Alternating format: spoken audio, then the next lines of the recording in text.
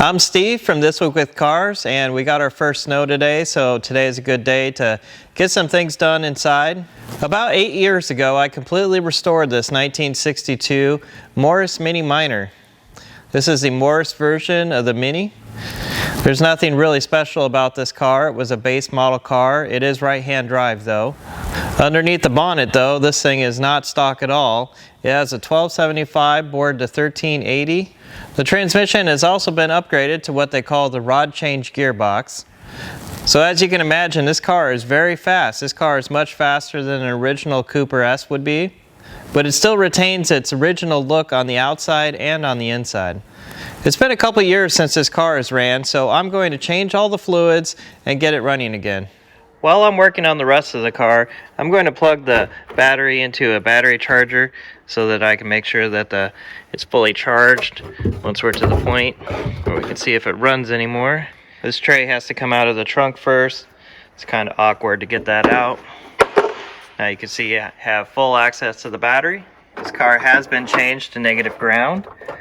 So I'll just connect up the charger. There we go. And turn it on. Let's get the bonnet open.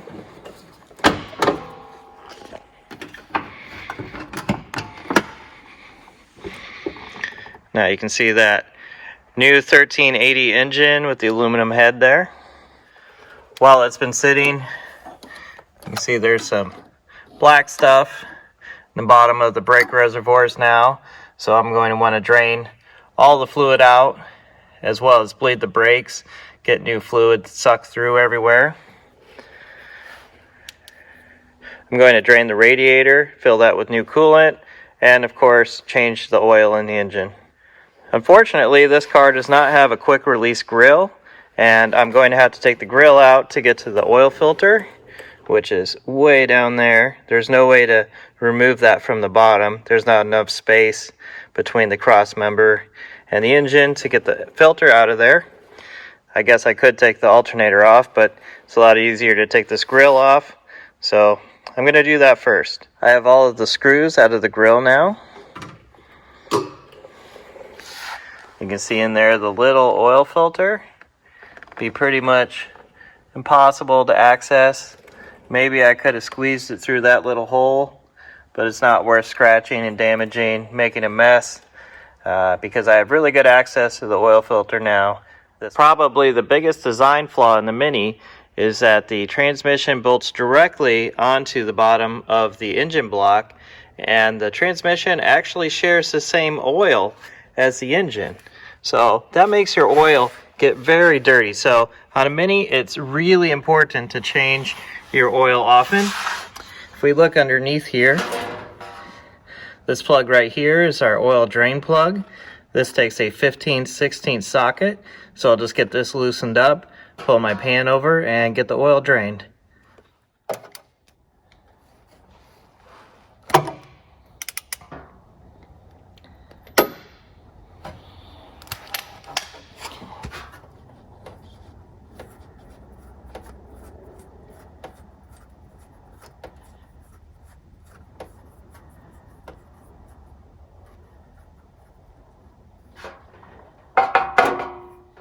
You can see the stuff that is stuck to the magnetic portion of the drain plug.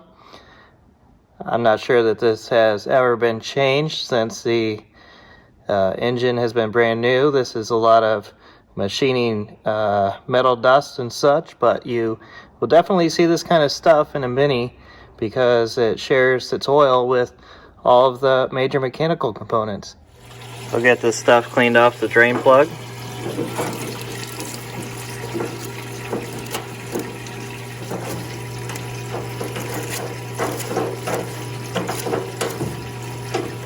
The magnetic plug is all clean, ready to go back in.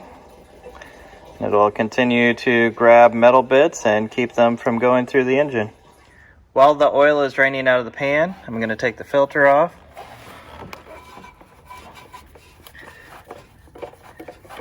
Try to do this without dropping it, making a big mess.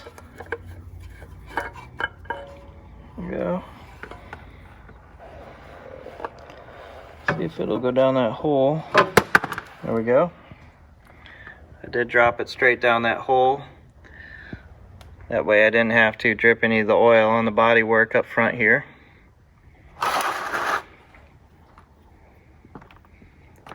Just let that drain. Some oil will be coming out where the oil filter is.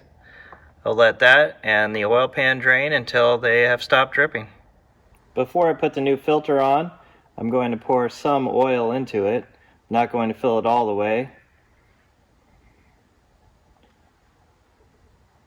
That's probably about halfway right there.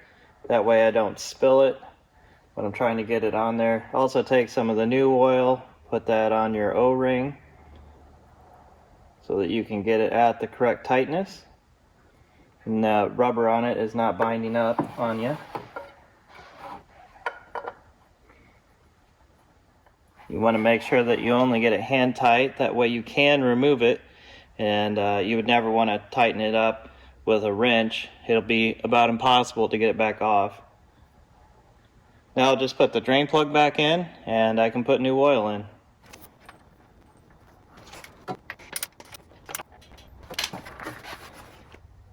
Once I have all the oil in the engine, I could try and start this up. But I'm going to wait until I have all of the fluids changed before I try to start it. Now that the oil is done, I want to turn my attention to the coolant. Draining the coolant on these cars is a horrible job. If you're really lucky, you'll have a drain plug right here on the radiator, but very few Minis have this. So in order to drain the coolant out, you must disconnect the lower radiator hose, which is located way down there. It's that hose way down there. You can see that clamp. It's not easy to get to, let's just say that. There is a little access hole in the wheel well. If you turn your wheel, there's a little access hole.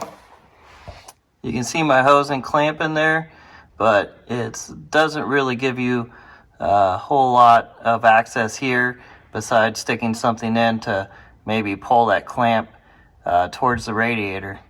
So this is a pretty awful job, and of course it's going to make a huge mess when you pull this radiator hose off and all the coolant spills out all over the place. So I guess I better get at it.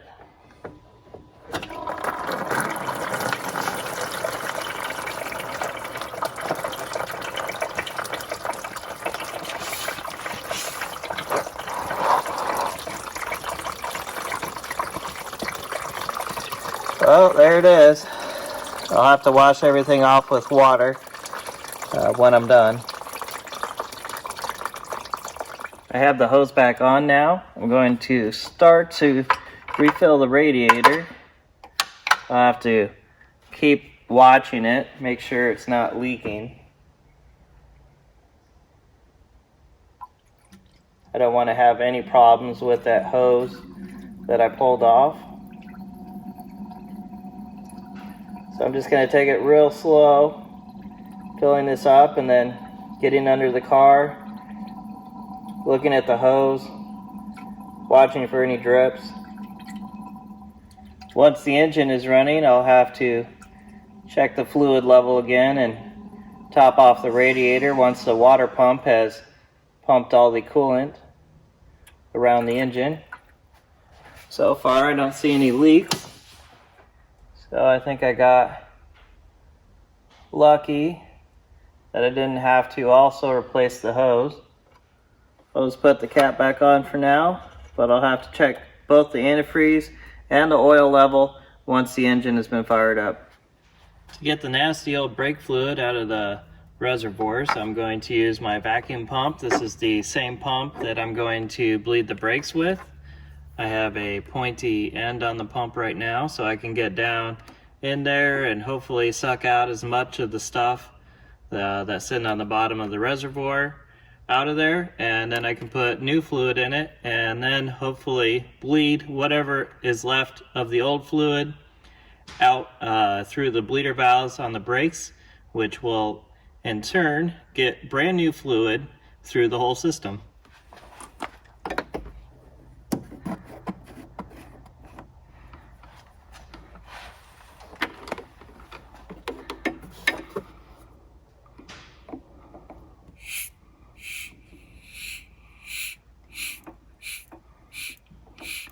don't know if you can see the black stuff that's coming up the hose there.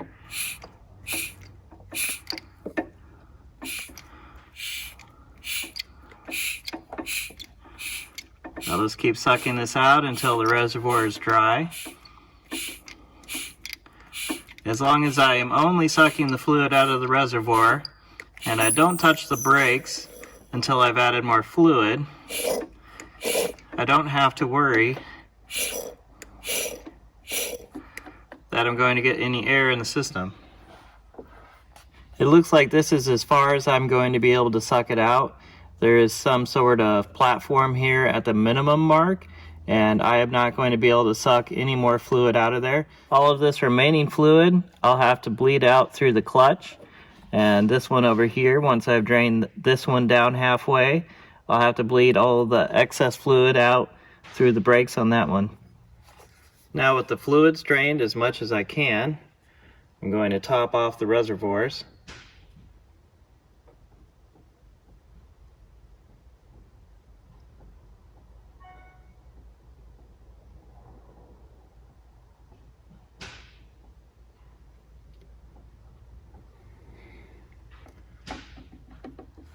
I'll replace the caps so that nothing spills while I'm working on the next part.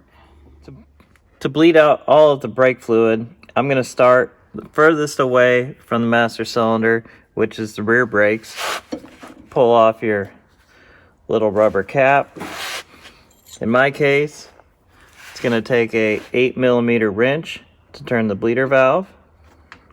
Then you'll just open up the bleeder valve. In my case, I'm going to connect a hose with my vacuum, and I'm going to suck the fluid out here once my valve is open, and then I'll shut the valve, and then I'll release the vacuum pressure so that no air can go back into the system.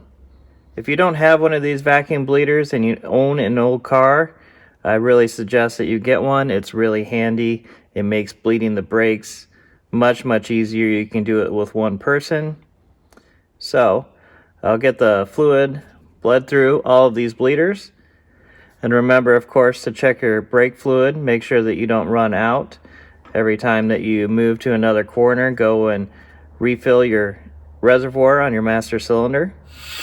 As you can see, the old fluid is coming out, and eventually new clean clear fluid we'll start to see that.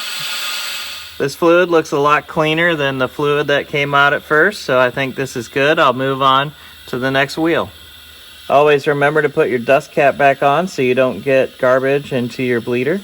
This car has been upgraded to disc brakes in the front, so my bleeder is right here. If you still have drum brakes in the front, yours would be similar to what you saw in the back. Take your dust cap off, open up your bleeder. In this case, these take an 11mm. So I'll just open this up. I'll connect up my hose and vacuum, suck out the old fluid until I see new fluid coming out. Then I'll close the valve, check my reservoir, and then move to the other side. And then once everything is topped off, I'm done with the brakes.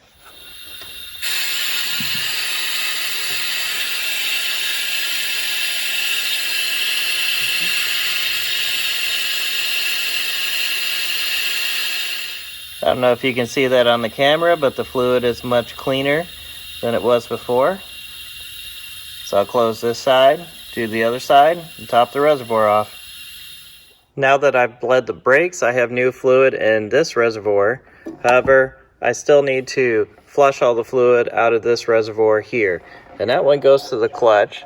So there's a little bleeder on the back of the clutch slave cylinder right there. So just like I did with the brakes, I'll crack that open, suck the old fluid out until new fluid comes in, and then I'll just top off the reservoir and it should be good.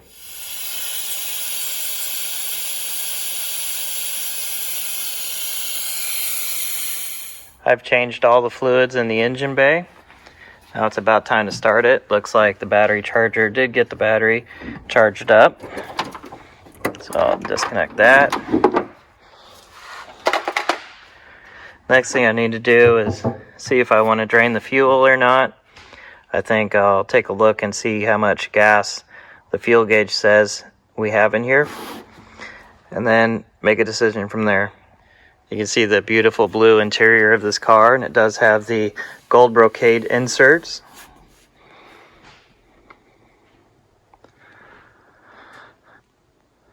As well as the correct material for the headliner up there. This car originally had a magic wand shifter, so the shifter was actually up there. It's relocated back down here. This is where it is in the Mark II Minis and later. So, but it does look pretty much stock where it is. Let's turn the key on, see how much fuel's in there. Not much. I'm going to leave the fuel pump on, just double check under the engine bay, see that there's no fuel leaks right now. It's always a good idea when a car has been sitting for a while to get under the bonnet and make sure that the carburetor is not leaking. A lot of times the float valves will stick from sitting for a while. I don't see any leaks. I think I'll go ahead and see if we can get it started. Pull the choke all the way out. Make sure it's in neutral. Get the clutch.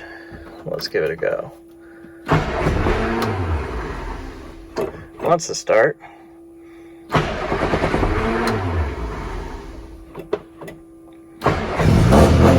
There it goes.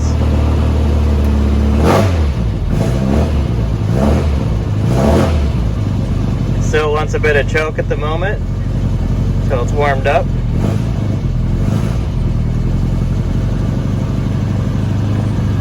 Since it does run, I can run this down to the fuel station, get some brand new gas in it.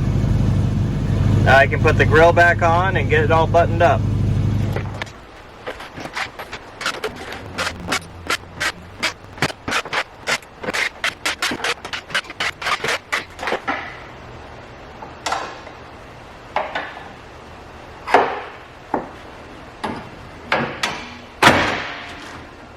Thanks for watching. If you want to see more videos like this, comment below and click subscribe.